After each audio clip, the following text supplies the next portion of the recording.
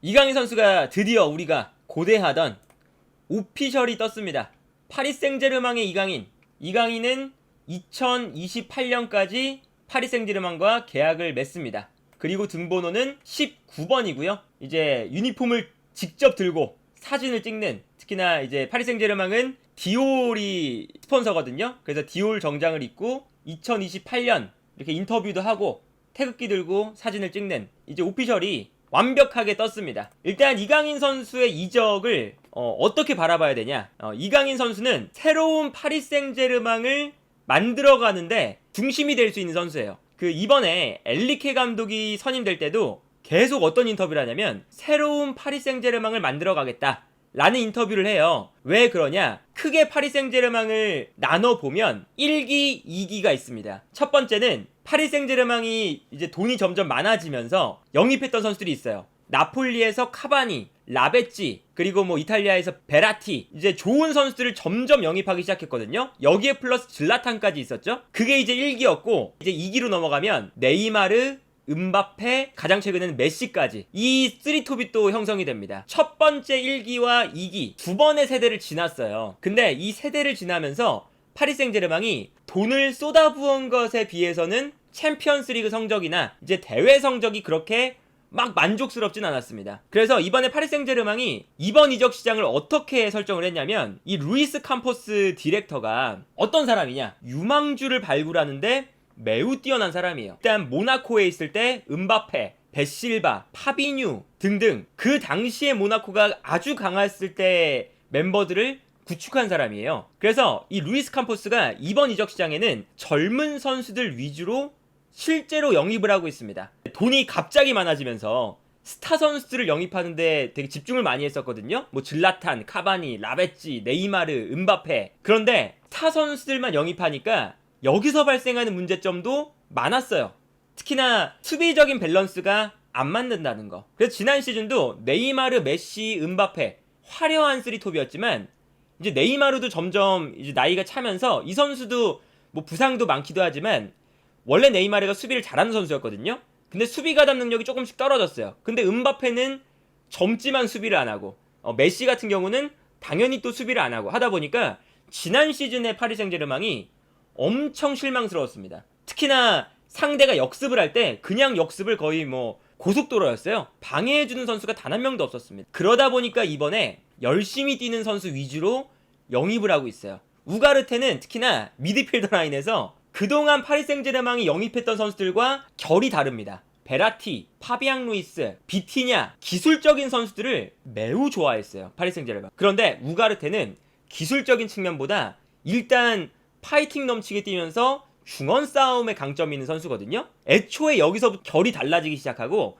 이강인 선수의 영입도 이강인 선수의 가장 큰 장점, 오른쪽 측면에서 뛰지만 중앙 미드필더로도 뛸 수 있죠. 그러니까 이 선수가 마요르카에서 했던 역할이 애초에 수비적인 역할, 중앙 미드필더와 측면 공격도 하고 중원 싸움도 도와주고, 그러니까 결과적으로는 이 선수가 수비 가담을 많이 해주기 때문에 팀의 수비 밸런스가 유지가 되는 거거든요. 당장 지난 시즌에 네이마르, 음바페, 메시가 아무도 수비를 안 내려왔다면 이제는 만약에 네이마르, 음바페, 이강인이 3톱이 배치돼도 이강인이 내려와서 수비 가담을 할 수가 있는 거예요. 르키프의 기사를 보면요, 파리 생제르맹의 새로운 한국인 이강인은 누구입니까?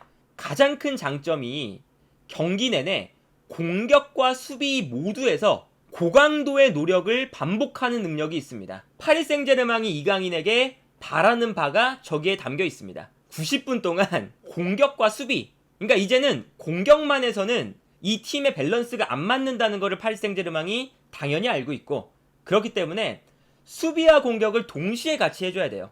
그리고 그래야 네이마르와 음바페 두 명의 형님들에게 조금 더 수비 부담을 줄여줄 수가 있고, 음바페와 네이마르가 조금 더 공격에 집중을 할 수가 있죠. 루이스 캄포스라는 아주 젊은 선수들의 잠재력을 잘 지켜보는 이 사람의 눈에 이강인이 들어왔다는 뜻은, 애초에 이강인 선수가 기술적인 능력은 당연히 뭐 두말할 나위도 없고, 여기에 플러스 이강인의 수비 능력이 더해지기 때문에 이강인 선수가 파리 생제르맹의 밸런스를 맞춰줄 수 있는 선수다. 그러한 측면에서 보면 새로운 파리 생제르맹을 만들어 나가는 선수 중에 한 명이 될 거다.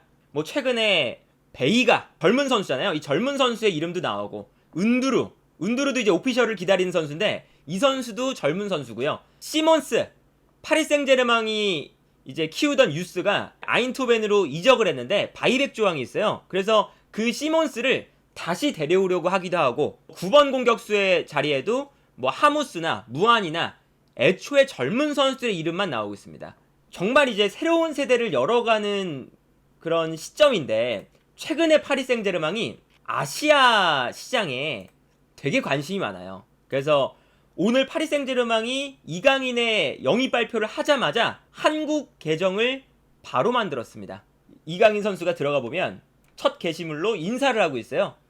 이제 지난 시즌부터 특히나 파리 생제르맹이 일본으로 프리시즌을 치르러 계속 오고 있습니다. 파리 생제르맹이 아시아 시장에 상당한 관심이 있다는 뜻이거든요. 아시아 시장에 관심이 되게 많아진 상태에서 그리고 파리 생제르맹이 새로운 시대를 열어가는 상태에서 이강인을 영입했다. 그리고 한국 계정을 또 막 재빠르게 만들고 여러 가지 컨텐츠를 만들고 있다. 이 뜻은 이강인 선수를 사실은 꽤나 중요한 선수로 생각을 하고 있다는 거죠. 오늘 이강인 선수 인터뷰만 봐도 어떤 얘기가 나오냐면 선수로서 자신을 정의한다면 제 위치는 경기장에서 다양합니다. 좌우 윙에서 뛸 수 있는 미드필더고 어떤 곳에서든 뛸 수가 있는 선수입니다. 이런 이제 이야기를 했어요. 이강인 선수가 직접. 그런데 르키프에서 어떤 이야기를 하냐면 이강인은 다재다능한 선수다 라고 하면서 이강인이 훈련을 통해서 윙어로 뛰기 시작했고 때때로 공격수, 미드필더, 심지어 피스톤이 윙백이거든요. 윙백으로도 뛰었습니다. 어떤 위치에서든 뛸 수 있습니다 라는 표현을 해요. 실제로 그 프랑스에서도.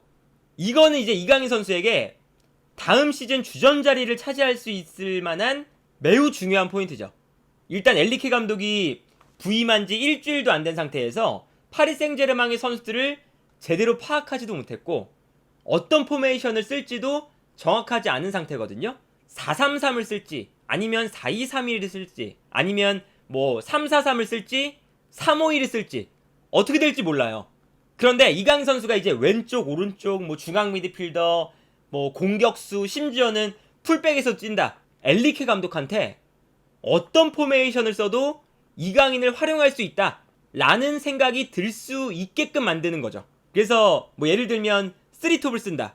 그러면 뭐 음바페, 네이마르, 이강인을 쓰면 되는 거고 아니면 뭐 투톱을 쓴다. 그러면 이강인을 중앙 미드필더로 내리거나 4-4-2를 쓴다. 그러면은 이강인 선수를 왼쪽이나 오른쪽 윙어로 쓰거나 최전방 투톱의 한 자리에 쓰거나 이럴 수도 있고 3-5-2다. 그러면 이강인 선수를 그냥 중앙 미드필더에 쓸 수도 있는 거예요.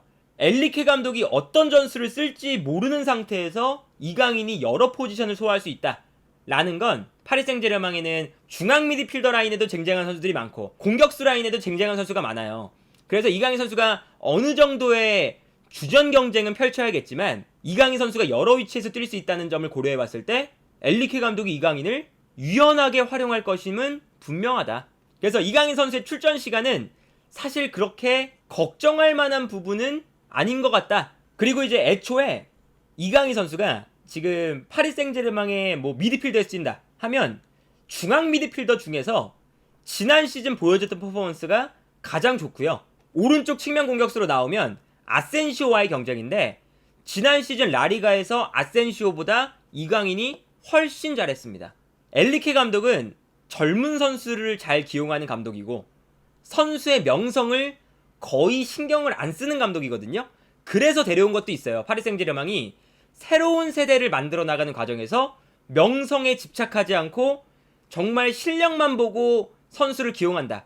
이러한 점들을 보고 파리 생제르맹이 엘리케 감독을 선임한 거거든요.